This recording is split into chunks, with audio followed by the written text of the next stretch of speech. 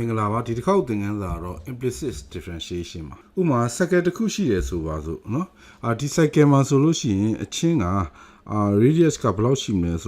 radius car 5 shimmer. Daga 1 component, daga H component, no? Two tangent pilime, two tangent pilime solution, 2 year slow down general shati. I'll do your equation a square plus y square is equal to 5 square ဘောနော်ဒါ Pythagoras ပါပဲဒီ tangent line ပေါ်မှာဆိုလို့ရှိရင် dh dy ရှိမယ်ဒီကောင်ကတော့ step ပေါ့နော်အရင် differentiate တွေတော့လို့ကျွန်တော်တို့က y is equal to f for h equation မဟုတ်တော့ဘူးဒီနေရာမှာ h ရော y ရောက input တွေမဟုတ်ကြပါဘူး slope ကိုရှာမဲ့အခါမှာ slope ဆိုတာက dy by dh ဖြစ်တာပေါ့နော်အဲ့တော့ကျွန်တော်တို့ derivative ကိုရှာပြီးမယ်အရင်သင်ခန်းစာတွေတော့ဆိုရင်တော့ကျွန်တော်တို့ကy is equal to f of h ဆိုပြီးတော့ကျွန်တော်တို့တွက်ခဲ့တယ်အဲ့တော့ကျွန်တော်တို့ slope ရှာတဲ့အခါမှာလဲdf by dh ပေါ့နော်ဒါမျိုးတွက်ခဲ့တယ် slope ဆိုတာ h ဘလောက်တူးသွားလို့ရှိရင် y ဘလောက်တူးသွားမလဲဆိုတဲ့ဟာလေးကိုရှာတာပေါ့နော် df by dh ပေါ့ခုသင်ခန်းစာမှာကျတော့ dy by dh ကိုရှာမှာပဲဖြစ်ပါတယ်အဲ့တော့သူ့ကိုတွက်ကြည့်လိုက်လို့ရှိရင်တော့သူ့ရဲ့ equation ကဘယ်လိုလဲဆိုတော့ a square plus y square က 5 square ပေါ့နော် Pythagoras နဲ့ဆိုအဲ့တော့ a square ကိုရှေ့မယ်ဆိုရင် 2x dx plus y square ကိုရှေ့မယ်ဆိုလို့ရှိရင် 2y dy equal to ဒီဘက်က constant ကိုရှေ့တော့0ပေါ့ဒါဆိုရင်ဒီဘက်ပို့လိုက်လို့ရှိရင်dy by dh က minus x by y ရတာပေါ့နော်ဒါဆိုရင် h y တန်ဖိုးတည်ရင်ဒီမှာအစားထိုးလိုက်ပြပါပြီ h က3 y က4ဆိုလို့ရှိရင် minus 3 by 4ရမှာပေါ့ပုံစံနံပါတ်2ကိုကြည့်အောင်ပုံစံနံပါတ်2မှာဆိုရင်ဝေါပေါ်မှာထောင်ထားတဲ့လှေကားတစ်စင်းရှိပါတယ်ဒါလှေကားပေါ့နော်ဒါလှေကားတစ်စင်းเนาะဒီမှာ y unit က y က4 unit ရှိပြီးတော့ h က3 unit ရှိမယ်ဟောဒီကောင်က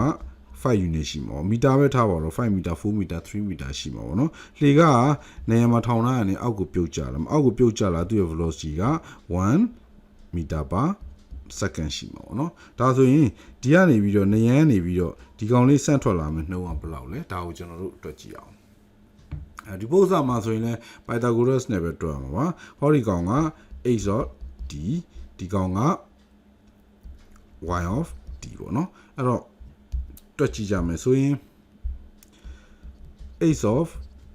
d square plus y of d square equal to 5 square ပေါ့အဲ့တော့ h of d square က 5 square minus y of d square power half ဖြစ်မှာပေါ့နော် power half ဆိုရင်ဒါကိုဖြတ်လိုက်တော့ power half ဖြစ်မယ်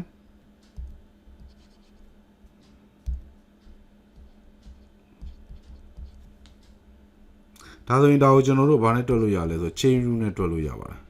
chain rule နဲ့တွက်လို့ရဒါပေမဲ့ကျွန်တော်တို့ chain rule နဲ့မတွက်ဘူးကျွန်တော်အခုတွက်မှာ implicit differentiate ပေါ့နော် implicit differentiate နဲ့ဆိုရင်လည်းလွယ်ပါတယ်သူနဲ့တွက်တာဒီဘော equation ကိုပဲယူပြီးကျွန်တော်တို့တွက်ကြည့်မယ်အဲ့တော့သူ့ကိုကျွန်တော်တို့ derivative ထုတ်ယူလိုက်မယ် d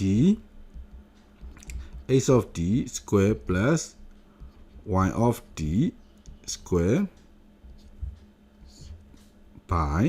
dt ပေါ့နော်ဒီကောင်ကတိုင်းနဲ့ရှိတာ velocity ဆိုတော့ဟုတ်ပြီဒီဘက်မှာ5 square ကိုရှိရင်တော့0ပဲရမယ်ဒါဆိုရင်ဘယ်လိုရမလဲဆိုတော့2 h of d dh dt plus 2y of d dy dt equal to 0ရမယ်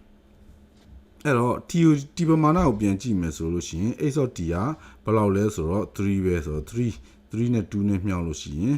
6ပေါ့နော်3နဲ့2နဲ့မြှောက်ရင်6ဟုတ်ပြီပြီးတော့ dh dt plus y of d က4ဆိုတော့4နဲ့2နဲ့မြှောက်လို့ရှိရင်8ပေါ့2 4ပြီးတော့ d dy မိုင်း dt ကဒီမှာ minus 1ပေါ့နော်အောက် direction ဆင်းတော့ minus 1ဒါဆိုရင် dx by dt ဒီဘယ်လောက်ရမလဲ4 by 3ရပါလိမ့်မယ်ကဲနောက်ဥပမာတစ်ခုအနေနဲ့ကျွန်တော်တို့ implicit differentiation ကိုသုံးပြီးတော့ formula တစ်ခုတည်ထွင်အောင် natural log h ရှိတဲ့ curve တစ်ခုရှိတယ်ဆိုပါစို့ y is equal to ln h ရှိတဲ့ curve တစ်ခုရှိတယ်ဆိုပါစို့เนาะအဲ့ဒါဆိုရင်ဒီမှာ h နဲ့ y နဲ့တန်ဖိုးရှိပါမယ် h နဲ့ y နဲ့တန်ဖိုးရှိမယ်ထုံးစံတိုင်းပဲကျွန်တော်တို့ slope ရှာအောင် slope ရှာကြည့်မယ်ဆိုလို့ရှိရင်dy by dx ပေါ့ dy ဆိုတာကဒီမှာ ln h ပဲလေအဲ့တော့ d of ln x by dx ပေါ့ဟုတ်ပြီအဲ့တော့ဒီမှာကျွန်တော်တို့ကြည့်အောင် y equal to ln x ဖြစ်တယ် ln x ဖြစ်တယ်ဆိုတော့သူ့ကို exponential လုပ်လိုက်ရင် exponential power y က h ဖြစ်သွားမှာပေါ့เนาะပြီးရင်နှစ်ဖက်လုံးကို derivative ရှာပြီးတော့နှစ်ဖက်လုံးကိုရှေ့မယ်ဆိုလို့ရှိရင်ဘယ်လိုဖြစ်မလဲဆိုတော့ e power y ရဲ့ dy ရဲ့ဖြစ်မှာပေါ့ဒီဘက်မှာကျတော့ဘာမှမဖြစ်ဘူး dx ပဲအော်ကျွန်တော်တို့က dy by dx ဆိုရင်တော့1 by exponential power y မို့1 by exponential y ဆိုတာကဘာလဲဆိုတော့ x ပဲ1 by x ပေါ့အဲ့တော့ natural log h ကိုရှေ့ရင်1 by x ရှာမယ်ဆိုတော့ formula ထွက်လာပါတယ်အဲ့တော့ implicit differentiation ကိုနောက်တဲ့သင်ခန်းစာတစ်ခုမှာပို့စာလေးတွေနဲ့တင်ပြပေးပါဦးမယ်ကျေးဇူးတင်ပါတယ်